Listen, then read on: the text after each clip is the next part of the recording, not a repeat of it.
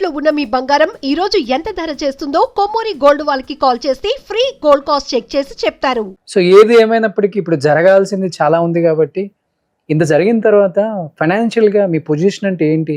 ఇబ్బంది పడుతున్నారా లేకపోతే మంచిగా సెటిల్డా? ఐఎమ్ నాట్ సెటిల్డ్ అండి, నేను ఇబ్బందిలోనే ఉన్నాను. ఆర్థికంగా చాలా ఇబ్బందులు పడుతున్నారా? బాగా పడుతున్నాను. ఇప్పుడు అవకాశాలు కూడా తగ్గాయి కదా, అందరికీ కూడా రావట్లేదు. నేను ఒకటే అడుగుతాను, ఒక మంచి ఆర్టిస్ట్ ఇక్కడ లేరా? ఒక మంచి ఆర్టిస్ట్ ఉండి మీరు ఎందుకు తీసుకోవట్లేదు అంటే, ఒక క్యారెక్టర్ ఆర్టిస్ట్ని కూడా అదర్ స్టేట్స్ నుంచి తీసుకొస్తున్నారు. ఇది చాలా అన్యాయం. దీన్ని ఎలా పరిష్కరించుకోవాలి అంటే అందరూ ఒకటవ్వాలి. ఇలాంటివి పరిష్కరించుకోవాలంటే చాలామంది కష్టాల్లో ఉన్నారు. నేను కష్టాల్లో ఉన్నాను. నేనేమి సెటిల్డ్ కాదు. సొంత ఇల్లు ఉందా అండి? లేదండి, అద్దిల్లు ఉంది. అద్దింట్లో ఉంటున్నాను. చాలా కష్టాలు ఉన్నాయి, చాలా బాధలు ఉన్నాయి. దానికి సాల్వేషన్స్ చదివించడానికి నా దగ్గర ఉన్నవన్నీ అమ్ముకున్నాను, ఎవరిని అడుక్కోలేదు.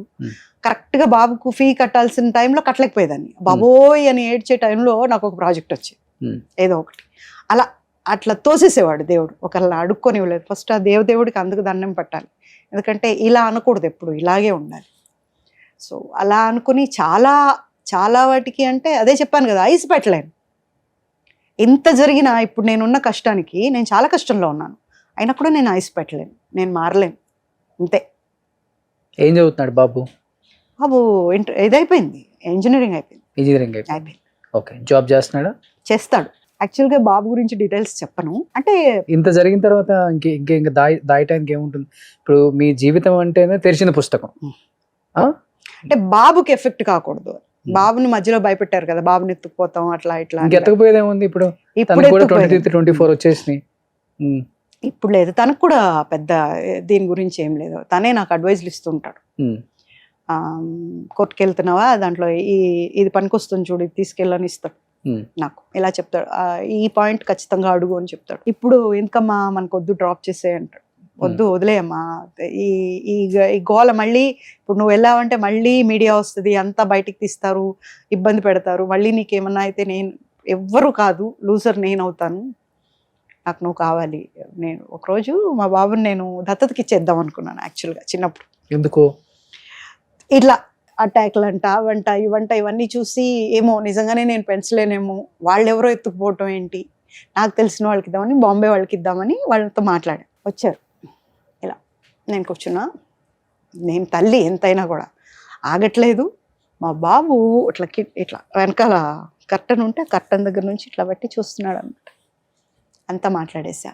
ఎంత వాళ్ళ ఆస్తి అంతా బాబు పేరట పెట్టేస్తామన్నారు. నేను రాకూడదు అన్నారు, ఎప్పుడూ రాకూడదు అన్నారు. సరే అన్న, ఒకసారి నేను లోపలికి వెళ్ళొస్తాను. ఓకే అన్నారు. వచ్చా, ఇంకా సైన్ చేసుకోవాలి ఇద్దరం. మా బాబు వచ్చి ఇట్లా గట్టిగా పట్టుకున్నాడు నన్ను. ఇక్కడికి ఉంటాడు కదా, ఇట్లా పట్టుకొని మమ్మీ అన్నాడు. ఏనన్నా అంటే, నన్ను వాళ్ళకి ఇచ్చేస్తావా మమ్మీ? నేను వద్దా నీకు? నేను ఏం చేశాను మమ్మీ? నేను బాగా చదువుకుంటా మమ్మీ, నన్ను ఇచ్చేయద్దు మమ్మీ, నేను నీతోనే ఉంటాను. అంతే, సారీ నేను ఇవ్వలేనండి, నేనే పెంచుకుంటా మా బాబుని, నేను ఎన్ని కష్టాలైనా పడతా కానీ మా బాబుని ఇవ్వను అని చెప్పి. ఆ బుజ్జి చేతులు పట్టుకున్నాయి చూడండి, ఆ ఫీల్ ఈ రోజు కూడా నాకు ఎప్పుడైనా బాబుని కోప్పడతాను కదా, టక్కున అది గుర్తొస్తుంది. ఇలా పట్టుకొని నన్ను తిడతావా మమ్మీ అన్నట్టు అనిపిస్తుంది అనమాట. సో అంతే, ఇవ్వలేకపోయా. దానికోసం ఈ జన్మకి ఇంకెంతే, మా బాబు తప్ప ఇంకేం లేదు, ఏ ఆలోచన లేదు. మొన్న ఎవరో అడిగారు, ఆమె ఎవరో సింగర్ పెళ్లి చేసుకుంది, ఈమె ఎవరో ఆర్టిస్ట్ పెళ్లి చేసుకుంది, ఒకరికొకరు తోడు ఉండాలి చివరిది. ఎందుకండి తోడు? అందరు ఉన్నారుగా. బోర్ కొడితే ఒక నిమిషం ఫోన్ చేసి బాగున్నారా అంటే మీరు మాట్లాడతారుగా, ఇంకా బోర్ ఎక్కడి నుండి వస్తుంది? అక్కర్లేదు, చాలు. ఈ లైఫ్కి ఒక్కసారి పడేంత తప్పు నేను చేయలేదు. మరి ఏ జన్మలో చేశానో నాకు తెలియదు, కానీ చాలా పడ్డాను. చాలా అంటే కొన్ని చెప్పడం కూడా రాలేదు నాకు. అలా పెంచలేదు అమ్మ నాన్న, ఒక రౌడీలాగా పెంచారు నన్ను. రౌడీలాగే ఉన్నా, ఇప్పటికీ అలాగే ఉంటాను. కానీ పడ్డా, ఎందుకు పడ్డానో ఇప్పటికీ అర్థం కాదు. ఏమో ఎప్పుడో చేసుంటాను తప్పు, అందుకనే పడ్డానేమో. కానీ ఇంకా పడే ఓపిక లేదు, పడకూడదు అనుకుంటున్నా. ఇంకా వీటికి అంతటికి ఫుల్ స్టాప్ పెట్టి నాకున్నంతలో నాకు వస్తుంటాయి కదా క్యారెక్టర్స్, అవి చేస్తూ మర్చిపోవాలి, అక్కడే పోవాలి ప్రాణం, అంతే. ఇంకే ఆలోచన లేదు. గ్రేట్ అండి. సింగిల్ పేరెంట్ కష్టాలు వాళ్ళు వీళ్ళు చెప్తుంటే వింటాం కానీ ఇలా రియల్గా చెప్తుంటే ఆగట్లేదు ఎమోషన్గా నాకు కూడా అస్సలకి. ఎక్కడికైనా వెళ్తే ఇద్దరు గుడికి వెళ్ళినప్పుడు బిడ్డను మధ్యలో పెట్టుకొని ఇలా పట్టుకొని వెళ్తుంటారు. అలాంటివి చాలా చూసుంటాడు మా బాబు. ఆ చిన్న మనసులో ఎంత సంఘర్షణ జరిగి ఉంటుందో అప్పుడు అది ఊహించుకుంటాను నేను. ఒకరోజు చెప్పాను కూడా, నాన్న ఇప్పుడు పెద్దయ్యాక మాట్లాడకూడదు అనేది నీకు లేదు, నంబర్ తీసుకొని ఎక్కడి నుంచైనా మాట్లాడుకోవచ్చు. ఒకటే చెప్పాడు, మా ఒకరోజు నాకు నాన్న అంటే ఒక చాలా గొప్ప వ్యక్తి అన్న ఇది ఉండింది, చాలా మంచి పదం అది, నేను కూడా పిలుస్తాను తొందరలో అనుకునేదాన్ని. ఎప్పుడైతే అతను టీవీలో కొడుకు నా కొడుకే, ఆవిడ నా భార్య కాదని చెప్పాడు చూడమ్మా, అది ఇక్కడ కూర్చునిపోయిందమ్మా నాకు. నానంటే ఇంత పెద్ద తిట్టు అని నాకు అప్పుడు అర్థమైంది. తిట్టుకు నేను రెడీగా లేనమ్మా. I'm very happy with my mother. నేనే వాడికి అమ్మ, అక్క, కుక్క, నక్క, బొమ్మ అన్నీ నేనే. సో మా ఇద్దరికే తెలుసు అది, ఆ బంధం అనేది. అండ్ నవ్వుతుంటాడు. నేను కొంచెం డల్గా ఉన్నా తను తట్టుకోలేడు. ఇలా గడిచిపోతుంది జీవితం. ఒక పెద్ద ఇంత పెద్దది నాకు రాసి ఉంది అని నాకు తెలియదు. ఆడుతూ పాడుతూ ఏదో చిల్లరగా రౌడీగా ఉంటాను కదా, ఆకతాయిగా ఉంటాను కదా, అల్లరి చేస్తూ ఉంటాను ఎక్కువ. ఇప్పటికీ అల్లరి చేస్తూ ఉంటాను, సెట్లో కూడా అలాగే ఉండేదాన్ని. నాలో ఉన్న నన్ను చంపేసింది.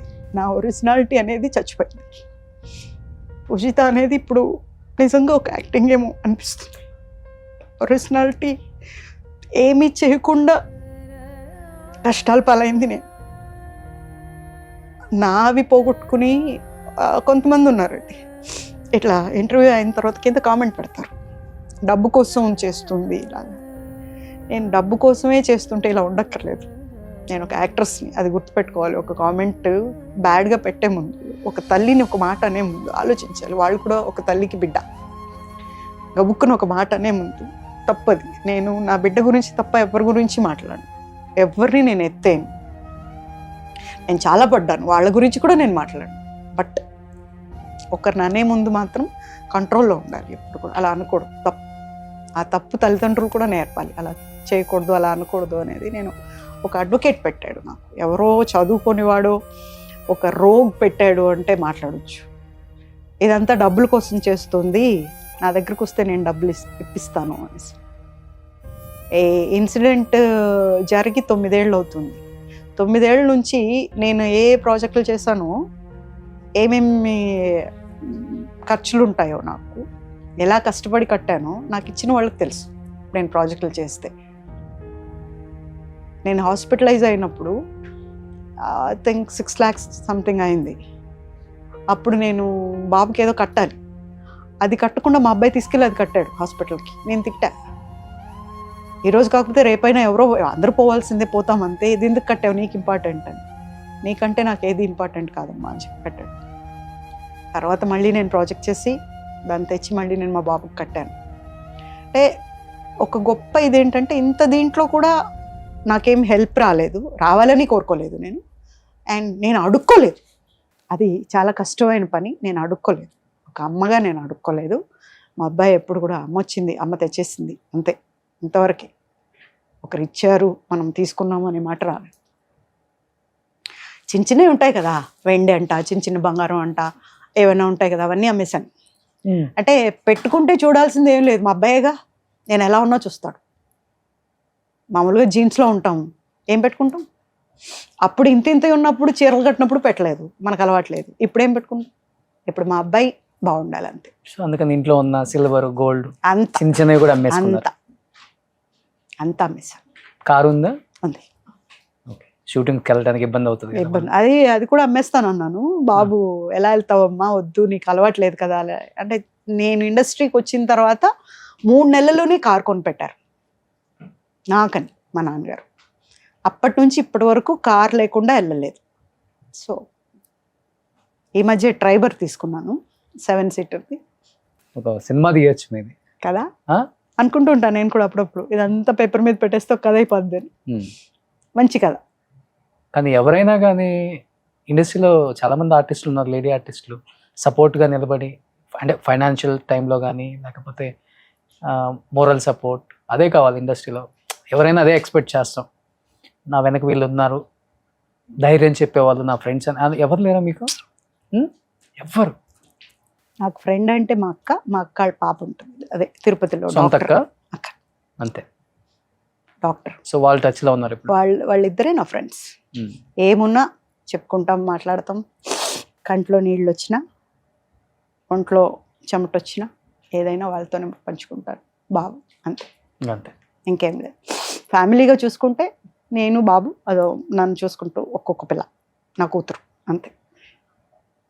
This is my. సో ఇప్పుడు బాబు హ్యాపీ, చదువు అయిపోయింది, he is happy and he is enjoying his life which I want. నేను ఏదైతే కోరుకున్నానో హ్యాపీగా ఉండాలి, హ్యాపీగా ఉన్నాడు. సుమన్ టీవీలో మీ పర్సనల్ అండ్ బిజినెస్ ప్రమోషన్స్ కోసం కింది నెంబర్కి కాంటాక్ట్ చేయండి.